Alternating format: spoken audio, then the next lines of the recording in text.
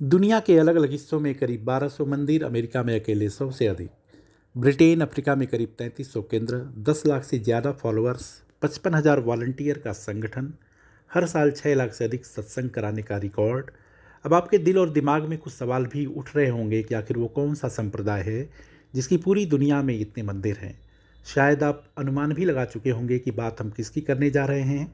आपका अंदाज़ा बिल्कुल सटीक है। बात हम उस संप्रदाय की करने जा रहे हैं जिससे जुड़े मंदिर का उद्घाटन पीएम मोदी ने यूएई में किया था। यूएई में 27 एकड़ में फैले जिस मंदिर का उद्घाटन हुआ वो बोचासन वासी अक्षर पुरुषोत्तम संस्था यानी भगवान स्वामी नारायण से जुड़ा हुआ है। इस मंदिर की जब इतनी चर्चा हो रही है तो आपके मन में सवाल भी उठ रहे होंगे कि आखिर ये स्वामी जी कौन है। खास बात यह है कि जिस स्वामी जी का नाता गुजरात के घर घर से है, गुजरात के घर घर में पूजे जाते हैं, उनका जन्म का रिश्ता उत्तर प्रदेश से रहा है। पद्म पुराण, स्कंद पुराण और भागवत पुराण में स्वामी नारायण के अवतार का संकेत मिलता है। इनका जन्म यूपी के गोंडा स्थित छपिया में हुआ था। वो दिन रामनवमी और साल 1781 था। उस विलक्षण बालक को नाम घनश्याम पांडे मिला। प्यार से उन्हें परिवार वाले नीलकंठ वर्डी भी बुलाते थे। 5 साल की उम्र में इस बालक की तीव्र मेधा शक्ति देख लोग हैरान रह गए।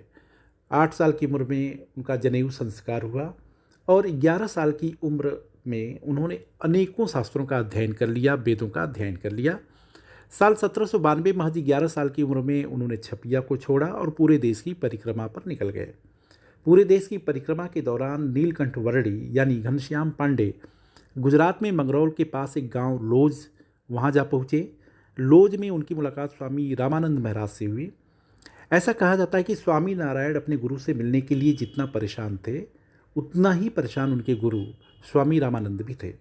यही नहीं, यह भी कहा जाता है कि रामानंद अपनी कथाओं के दौरान श्रद्धालुओं से कहते थे कि असली नट तो आने वाला है, वह तो सिर्फ उसके आने से पहले का संदेश लोगों तक फैला रहे हैं।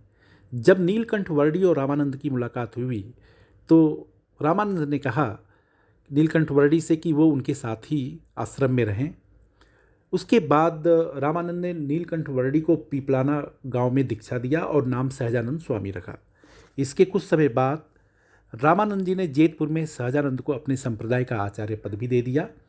जब स्वामी रामानंद जी के शरीर का अंत हुआ तो उसके बाद सहजानंद स्वामी ने गांव गांव घूमकर सबको स्वामी नारायण मंत्र जपने को कहा। इसके साथ ही निर्धन सेवा को अपने जीवन का मकसद बनाया और समाज के सभी वर्गों को अपने साथ जोड़ लिया। महज 49 साल की उम्र में भगवान स्वामी नारायण ने अहमदाबाद, गुजरात, बटताल, मूली, धोलका, भुज, जूनागढ़ में शिखरबद्ध मंदिरों का निर्माण कराया।